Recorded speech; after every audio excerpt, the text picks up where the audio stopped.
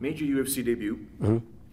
Obviously not the way you wanted it to go. The experience was difficult, but let's compare it to the Olympics versus finally making it to the big show in MMA. Which one was more difficult? You know, making my UFC debut, when compared to the Olympic Games, is it's easy. It's it applies. You know, it's the closest thing I can relate it to. My Olympic debut, I was very nervous, but once I started wrestling, man, I could always kind of go on cruise control. You know, I've been doing it so long. You know, whereas fighting, I've only been fighting for 4 years, not even 4 yet, but. So when I walked out there, you know, there was a ton of adrenaline. I was warming up way before I should have been. My coaches couldn't stop me. You know, I was just fired up, man. I got fired up, you know, fired up from the weigh-ins, fired up from the people all yelling my name. You know, we talk about home field advantage, you know, fighting at home, and I think it can be a positive, but it can also kind of be a negative because then you carry the weight of all those fans, and Bay Area fans are pretty passionate about their teams and their athletes, so it was difficult. But you know what, man? I went back and I watched, and I did some good work, and I've been fighting for such a short period of time that I'll do what I did in training. And I had this big guy named Damian Grabowski, he's a big Polish kid, 16-1 or something, and I pinned him against the cage, and I hit him with body shots and hit him with body shots, and some days I finished him with body shots. And now, you know, and then that's exactly what I did in the fight. You know, so I've got to do what I plan on doing in the fight because I'm not really making many adjustments in there. As a competitor, as a former Olympian, the one thing I know about you guys is it's always lessons learned. What did I learn? What needs to change? It sounds to me that the pre-fight warm-up sucked a little too much energy out of you. There's the UFC jitters. That's just fact. Some guys have it, some guys don't. So lessons learned from that octagon debut that you can carry over now to the next fight, which is because there's gonna be a lot of eyeballs on you. Yes. Yeah. Lessons learned. There is. Well, you know, thinking about lessons, it's like I try to take something from every situation. You know, the octagon jitters. It's real. You know, if anyone wasn't going to experience that, it was going to be me because of my career. I was fully confident that my career prepared me for these situations. Like all that I've done has prepared me for this, and you know, I was wrong. You know, but the lesson is it's just another fight. I've done this 12 times now. You know, I've done it 12 times. It's not my first one, and I just got to get better. You know, I mean, one thing I've done, I've gotten better after every fight. You know, and even though I couldn't finish Frank, that is a testament to Frank. Frank was in great physical shape. His conditioning was on par with where he needed to be. If Frank wasn't in shape, and Frank was Frank that fought before, I would have finished him with just the pace of hanging on him, dragging on him. You know, that would have worn him down. But it didn't, you know, so I have to just be prepared for the best person every time, you know, because I can't think I'm going to get that Frank Mir. Let's talk about pace. You and Kane are two guys that just are relentless. You know, the running joke in MMA, that's not a joke, but the running thing is Kane fights like a middleweight and a light heavyweight. And I said, well, look who he has there to train with. What is a training session like for you two guys? And is it up and down where it's like I get Kane one day and then Kane gets me the next day, and it's just like, who sucks the will to win out of the other guy? Who does it? Our training sessions are crazy. You know, it just kind of depends. You know, like if we're sparring and it's mostly stand-up stuff, then we don't get as tired. You know, it's when we start wrestling because the wrestling's so competitive. Kane's a good wrestler, man, and we've wrestled so much now that the takedowns I got on him before, they don't work anymore because he knows it, he sees it, and you know, but Kane has, you know, his cardio is amazing. It's natural, man. You know, when I was in training camp, peaking, and he was just starting his, he was able to go 3 rounds with me, but I can't do that. You know, I go 2 rounds and I'm like, all right, it's enough. I'm done. I'm exhausted. And then give me one off, and then I'll go back in with him and give him another round. We're lucky because competitive rounds, nobody else can really give them to us as we give each other. You know, like I'll have 3 sparring partners if Kane's not there. He'll have 4 if I'm not there. But if I'm there and he's there, you know, we give each other 3, and then he goes and spars whoever else. If I had a 5-round fight, then I guess we'd have to do 5 rounds. Talk about wanting to compete as a light heavyweight before you get to light heavyweight. Well, I mean, you know, I'm a guy that kind of thinks things through. You know, I understand that this weight cut's going to be difficult, and Honestly, it's scary. It's very scary. It's something I want to do. I've set my mind to do it, and I want to be the champion. And man, if I could be the champion and Cain could be the champion at the same time, it would be great for our gym and great for us, you know, as fighters and as friends. You know, it's something that we've talked about, you know, and you know, we took some pictures with our belts, you know, UFC and Strikeforce belts. We want to do it, you know, as champions together, and that would be great. And it's scary, but I've got a plan. You know, I've got a plan. Heavyweight is anything over 206 pounds, and I'll fight at heavyweight while I'm making my way down. I need to be 220, waking up 220, 225, and then fighting like that. Because if I weigh 220 and I fight at heavyweight, when I weigh in at 205, granted the cut's going to be harder because I'm going to have to go all the way down. The next day I'll weigh the same, 220, 225. So in essence, I will have fought a 205-pound fight, kinda, which is good, because I'm not sure I'm going to be able to get a fight at 205 before I get a championship fight. With everything that's going on, it's looking more and more likely that when I do get down to 205, it'll be a championship fight right away. Before we get to that, my concern is, it's based on your history. Yes. You know it's dangerous. It's very real, yeah. Where do you stop your mind from taking over and your body saying, listen, this can't be done? Or can it be done because you do have that plan? What needs to get done? And I think that'll help. You know, I think the plan will help. It's scary. As I said, it's already scary, and I haven't even started. You know, so I've got to be very disciplined. You know, I haven't had the best discipline when it comes to eating and stuff. You know, my habits. I like food. I'm from Louisiana. You know, I like gumbo.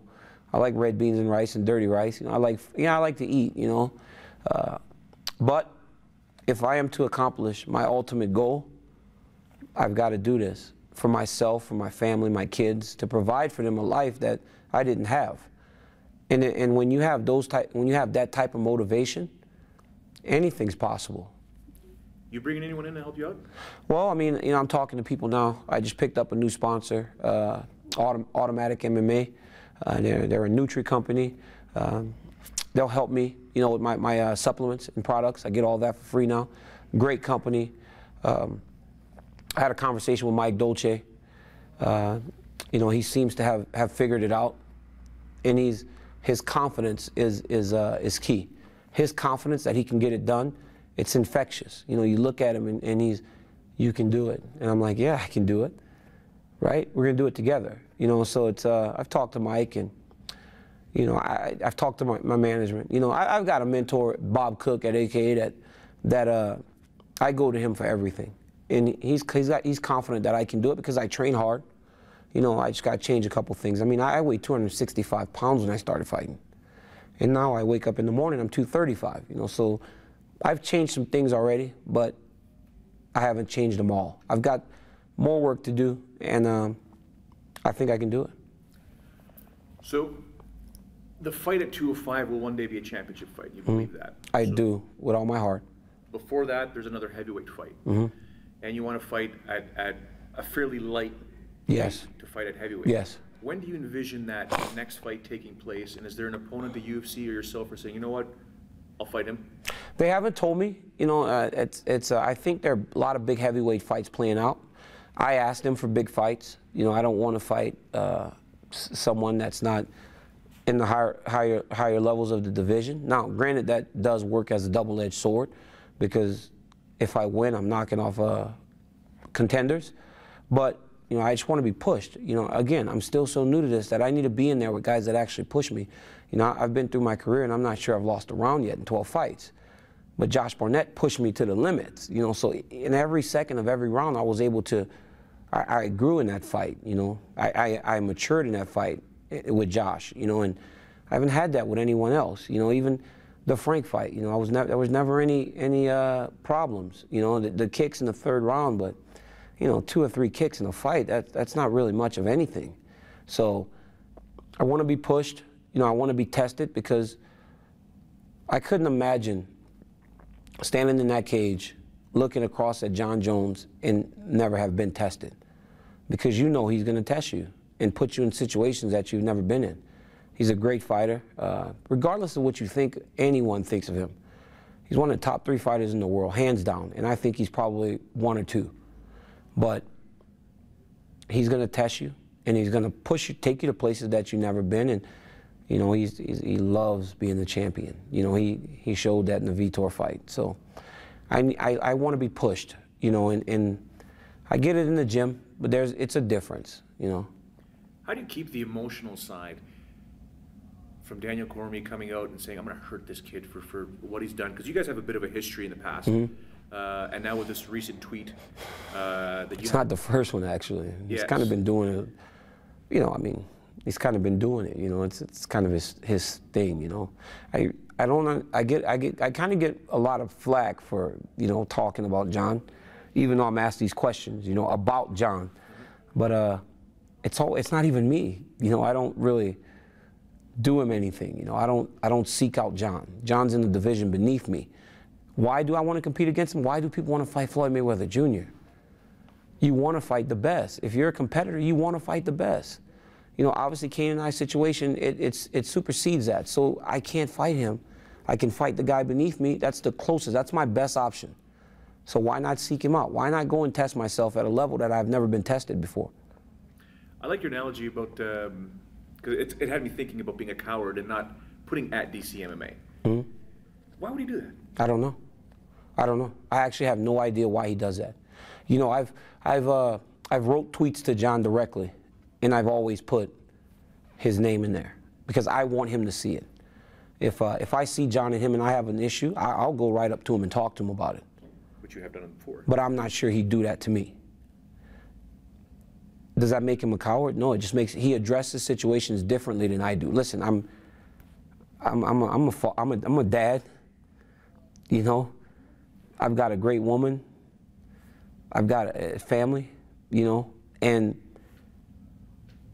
if you have an issue with somebody, I mean, if this is not about sport and him and I have a problem, then we've got to figure a way to deal with it, you know. I mean, am I going to go and fight Jon in the streets? No. But I would like to speak to him and say, hey, you know, what's the deal here? Because and you know, maybe it is just sport. Maybe he realizes, hey, I want to fight this dude. Because his career path is kind of taken the same as mine. You know, we both started off really high. You just kind of turn a quick start into just something great, you know? It's like some guys lose early, you know? Well, we didn't, so it just kind of snowballs. You take your quick start and you just run with it. And, you know, maybe that's what it is. You know, I want to fight him. I think he's going to be a good challenge. Okay, Jon, let's do it, you know, or whoever else.